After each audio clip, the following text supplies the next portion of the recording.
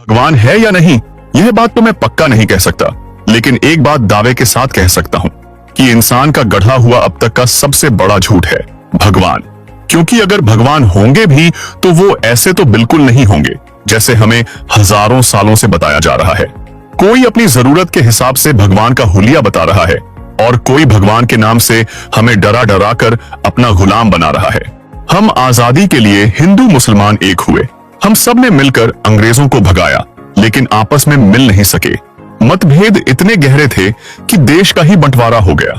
जरा सोचिए, क्या विवाद खत्म हुआ? नहीं, आज भी वही नफरत, वही झगड़े, वही खून खराबा, धर्म पूछ पूछ कर गोलियां मारी जाती हैं। इससे बड़ी दुख की बात और क्या होगी कि हमने देश को टुकड़ों में बांटकर भी खुद को महफूज रखने की कीमत नहीं चुका पाए। लेकिन मैं ये भी मानता हूँ कि धार्मिक आस्था के अपने कुछ फायदे भी हैं। ये लोगों को जोड़ती है, एक दूसरे के साथ खड़े होने की प्रेरणा भी देती है। और चाहे भगवान हो या न हो, पर भगवान होने का डर समाज में एक व्यवस्था, एक अनुशासन बनाए रखता है। लेकिन कई बार यही डर इतनी विकृत हो जाता है कि पूरी इंसानियत को ही डरा देता है। क्योंकि धार्मिक निष्ठा हमारे लिए हमेशा से बेहद संवेदनशील रही है, हम इसे अपना गर्व मानते हैं। और कभी कभी यही आस्था इतनी अंधी हो जाती है कि हम धर्म के नाम पर मरने और मारने को उतारू हो जाते हैं। जरा विश्व मानचित्र पर एक नजर डालिए। दुनिया के ज्यादातर नास्तिक देश जैसे स्वीडन, फिनलैंड, नॉर्वे, डेनमार्क आदि आस्तिक देशों की तुलना में कहीं ज्यादा शिक्षित, विकसित और खुशहाल हैं। ये देश वर्ल्ड हैप्पीनेस रिपोर्ट 2025 की लिस्ट में टॉप 10 में शामिल हैं। लेकिन हमारा स्थान उसी रिपोर्ट में 118वां नंबर में है, जबकि सिर्फ 147 देश शामिल थे। यहाँ तक कि एक शक्तिशाली देश से युद्ध लड़ रहा देश यूक्रेन भी हमसे आगे है, जहाँ लोग अपने परिवार खो चुके हैं, जहाँ घर बसा रहे लोगों ने अपने घर ही खो दिए और शेल्टरों में भूखे रह रहे हैं जो देश बम के धुएं में गुम है, वो भी हमसे ज्यादा खुश है। इधर देखिए, हमारे समाज में हत्या, हिंसा और पाप उन्हीं से ज्यादा क्यों हैं जिन्हें हम अधर्मी या नास्तिक कहते हैं। सोचिए, हम इतने धार्मिक होकर भी इतने परेशान क्यों हैं? आखिर ऐसा क्या है जो हमारे भीतर की इंसानियत को ही दबा देता है? हम धर्म के नाम पर कभी कभी इतना फंस जाते हैं कि हम भूल जाते हैं इंसानियत सबसे बड़ा धर्म है।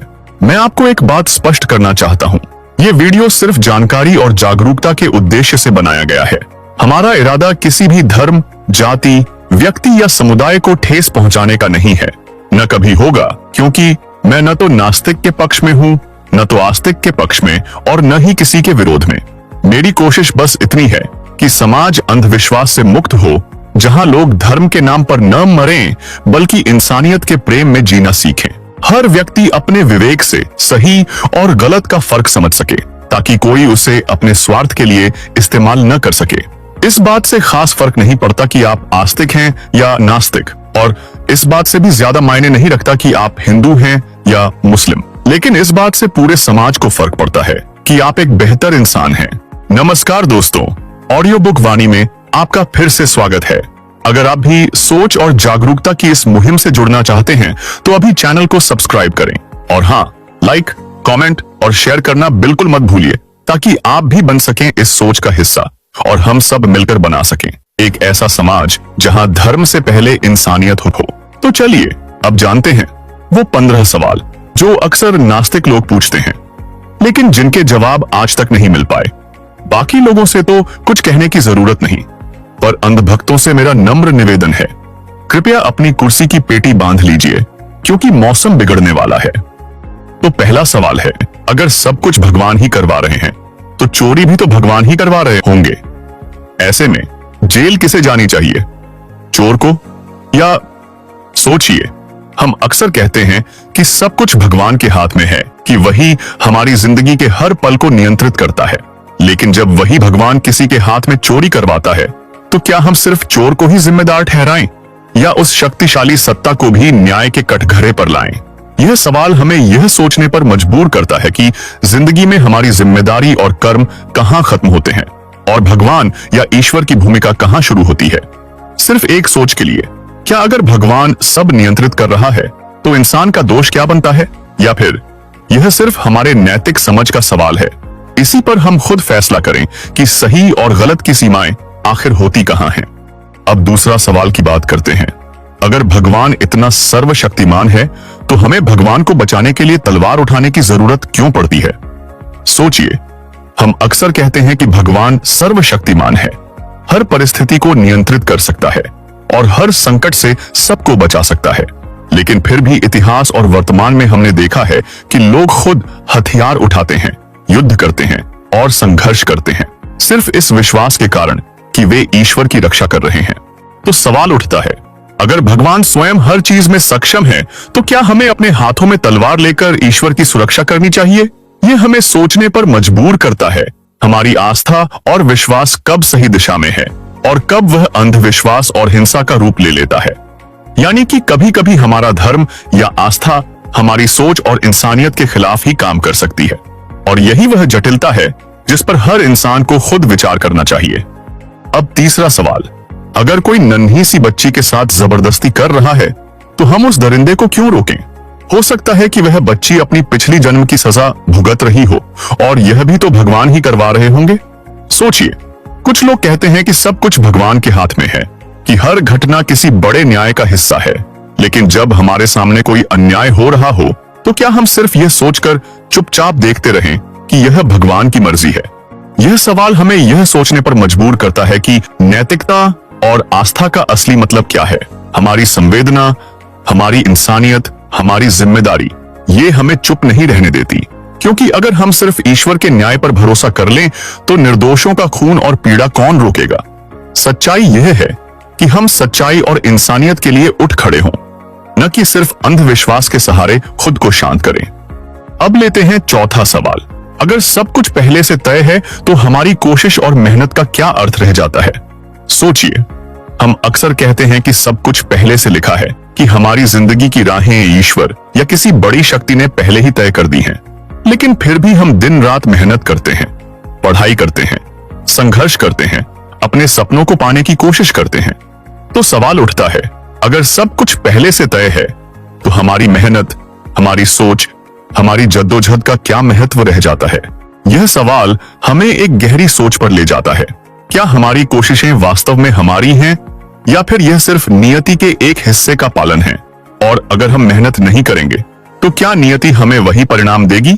यही सवाल हमें स्वयं जिम्मेदारी, प्रयास और कर्म के अर्थ पर सोचने के लिए मजबूर करता है।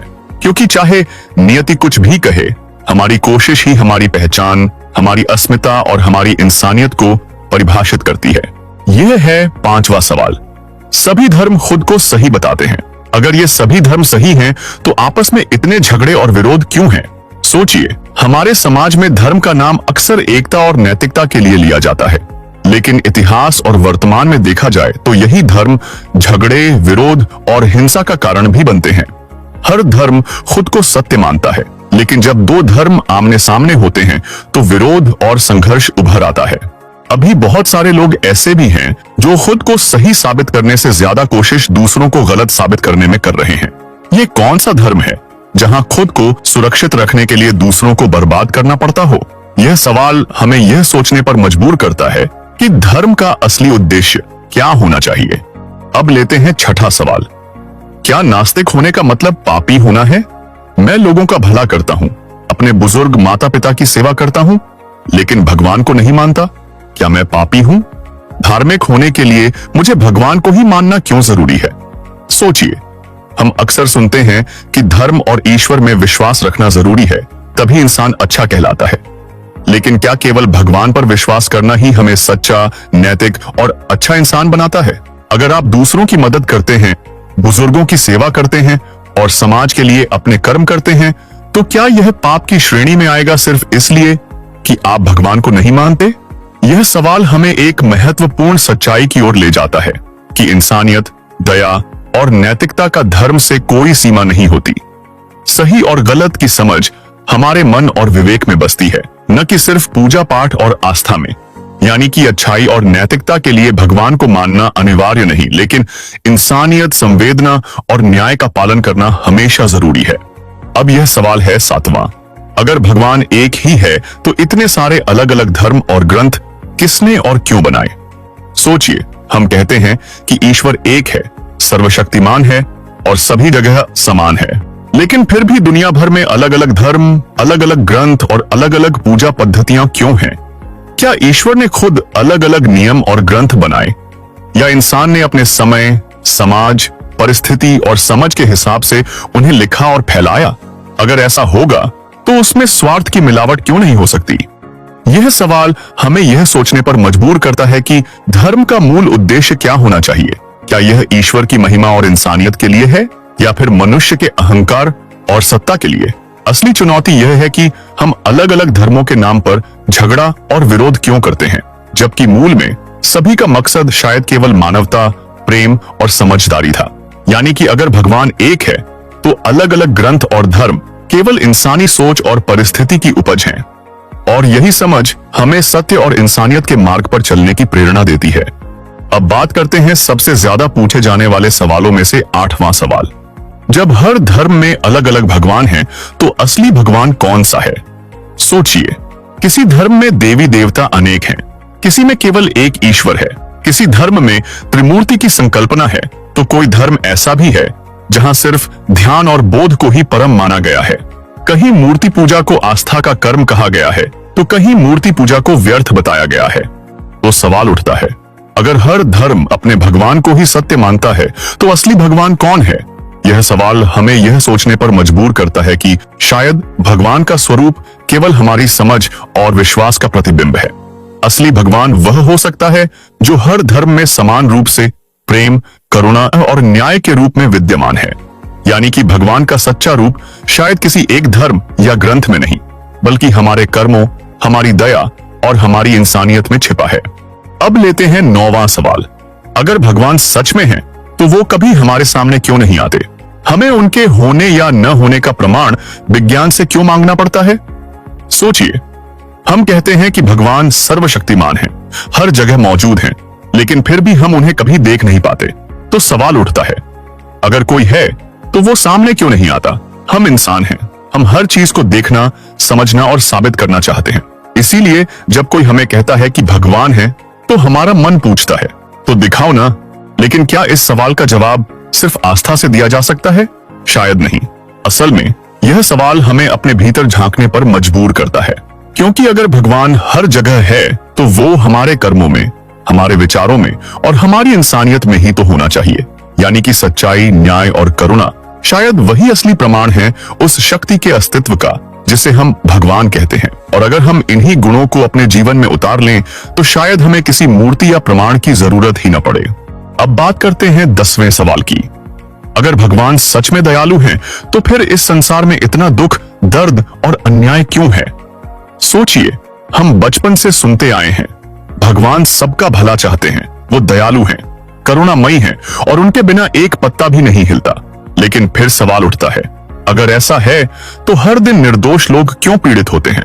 क्यों कोई भूख से तड़पता है, कोई युद्ध में मारा जाता है और कोई बीमारी में बिना अपराध के सजा भुगतता है? कुछ लोग कहते हैं यह उसके कर्मों का फल है या यह नियति है। लेकिन सोचिए, क्या यह तर्क इंसानियत के सामने टिकता है? क्या मासूम बच्चों का दर्द भी किसी कर्म का हिसाब है? असल में यह सवाल हमें एक गहरी सच्चाई की ओर ले जाता है कि शायद भगवान ने दुनिया में दुख इसलिए नहीं रखा कि हमें सजा मिले, बल्कि इसलिए कि हम करुणा, संवेदना और न्याय सीखें। दुख की वजह भगवान नहीं, बल्कि अक्सर हमारी बेरुखी और उदासीनता होती है। यानी कि दुख मिटाने की ताकत भगवान के पास नहीं, वो ताकत हमारे कर्मों में है, हमारे दिल में है, हमारी इंसानियत में है। अब बात करते हैं 11वें सवाल की। अगर भगवान सच में न्यायप्रिय हैं, तो फिर धर्म के नाम पर हुए दंगे, खून खराबे और निर्दोषों की मौतें वो क्यों नहीं रोकते? सोचिए, हम मानते हैं कि भगवान न्याय के देवता हैं, वो हर अन्याय का अंत करेंगे, हर गलत का हिसाब लेंगे। लेकिन इतिहास गवाह है, धर्म के नाम पर लाखों लोग मारे गए, घरों में आग लगी और इंसानियत राख बन गई। तो सवाल उठता है, अगर न्याय करने वाली कोई शक्ति सच में मौजूद है, तो उसने ये सब क्यों होने दिया? क्यों मासूमों की चीखें भी आसमान तक पहुंचकर लौट आती हैं? कुछ लोग कहते हैं यह तो इंसानों के कर्मों का फल है। लेकिन सोचिए, अगर सब कुछ उसी के नियंत्रण में है, तो उसने हमें बुरे कर्म करने ही क्यों दिए? असल में यह सवाल हमें यह याद दिलाता है कि न्याय की असली जिम्मेदारी किसी अदृश्य शक्ति की नहीं, बल्कि हमारी अपनी है। हमारे कर्म, हमारी संवेदना, हमारा विवेक ही असली ईश्वर का न्याय है। क्योंकि सच तो यह है, न्याय तब होता है जब इंसान इंसान के साथ खड़ा होता है, न कि तब जब वो भगवान के नाम पर एक दूसरे को मिटा देता है। अब बात करते हैं 12वें सवाल की। अगर भगवान सच में सभी को सही दिशा दिखाते हैं, तो फिर उनके भक्त ही सबसे ज्यादा अंधविश्वासी कैसे हो सकते हैं? सोचिए, हम कहते हैं कि भगवान मार्गदर्शक हैं जो हर इंसान को सही और गलत का रास्ता दिखाते हैं। लेकिन अजीब बात यह है कि जो लोग सबसे ज्यादा धार्मिक, सबसे ज्यादा पूजा पाठ में डूबे होते हैं, कई बार वही सबसे ज्यादा अंधविश्वास और कट्टरता में भी डूब जाते हैं। तो सवाल उठता है, अगर मार्गदर्शन सच में दिया जा रहा है, तो फिर ये अंधकार कहां से आता है? असल में धर्म और आस्था का मतलब सिर्फ रीति रिवाजों का पालन नहीं होता। अगर हम सोचने, सवाल करने और समझने की ताकत खो दें, तो वही आस्था धीरे धीरे अंधविश्वास में बदल जाती है। यानी कि सही दिशा केवल भगवान से नहीं आती, वो आती है हमारे विवेक, हमारी सोच और हमारे अनुभव से। और यही असली परीक्षा है कि हम धर्म और आस्था के नाम पर आंखें बंद करें या फिर इंसानियत और समझ के साथ अपनी राह खुद चुनें। अब बारी है 13वें सवाल की। आप ही कहते हैं कि ब्रह्मांड की हर घटना के पीछे कोई कारण होता है। भगवान ने सबको बनाया, तो फिर भगवान को किसने बनाया? सोचिए, हम अक्सर सुनते हैं कि हर चीज का कोई कारण होता है, कि ब्रह्मांड और सभी जीव किसी निश्चित योजना या वजह से अस्तित्व में आए हैं। लेकिन अगर वही भगवान सबका निर्माता है, तो सवाल यही उठता है, भगवान का कारण क्या है? यानी भगवान को किसने बनाया? कुछ लोग कहते हैं कि भगवान हमेशा से हैं, वो अनादि हैं, अनंत हैं। लेकिन क्या यह सिर्फ एक सुविधाजनक तर्क नहीं है ताकि किसी कठिन सवाल का जवाब देने से बचा जा सके? यह सवाल हमें सोचने पर मजबूर करता है कि कई बार आस्था और धर्म तर्क और सवाल पूछने की शक्ति को दबा देते हैं और हमें बस एक अनदेखी शक्ति पर भरोसा करने की आदत डाल देते हैं। असल में यह सवाल हमें याद दिलाता है कि विवेक, तर्क और सवाल पूछने की क्षमता ही इंसान की असली ताकत है। क्योंकि अगर हम सवाल करना छोड़ दें, तो हम अंधविश्वास और बहानों की बेड़ियों में बंध कर रह जाते हैं। अब लेते हैं 14वां सवाल। अगर हम सब उसी एक भगवान के संतान हैं, तो हम अलग अलग धर्मों में कैसे बंट गए? सोचिए, अगर हर इंसान एक ही स्रोत से उत्पन्न हुआ है, तो फिर यह धर्मों का भेदभाव, झगड़े और कट्टरता क्यों है? इतिहास हमें दिखाता है कि लोग धर्म और आस्था के नाम पर एक दूसरे के खिलाफ खड़े हुए और निर्दोषों को नुकसान पहुंचाया। तो सवाल उठता है, क्या सच में धर्म का उद्देश्य इंसान को जोड़ना था, या फिर उसे सत्ता, स्वार्थ और नियंत्रण का हथियार बना दिया गया? असल में यह सवाल फिर हमें यह सोचने पर मजबूर करता है कि अगर हम दिल से मानते हैं कि भगवान एक ही हैं, तो हमें अंधविश्वास, भेदभाव और झगड़े छोड़कर सिर्फ इंसानियत और नैतिकता के लिए एक साथ होना चाहिए।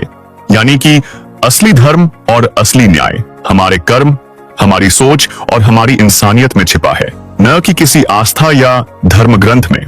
वैसे तो सवाल कई हैं, लेकिन आज की इस लिस्ट का ये है आखिरी, यानी 15वां सवाल।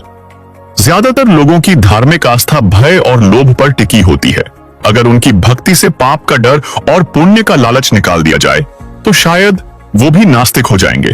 तो फिर सवाल उठता है, सच्ची श्रद्धा आखिर है कहां?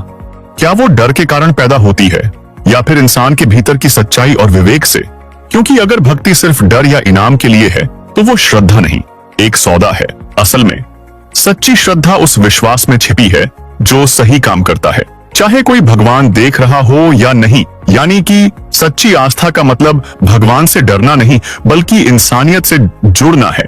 दोस्तों, आपको यह वीडियो कैसा लगा? अगर अच्छा लगा है तो लाइक कीजिए।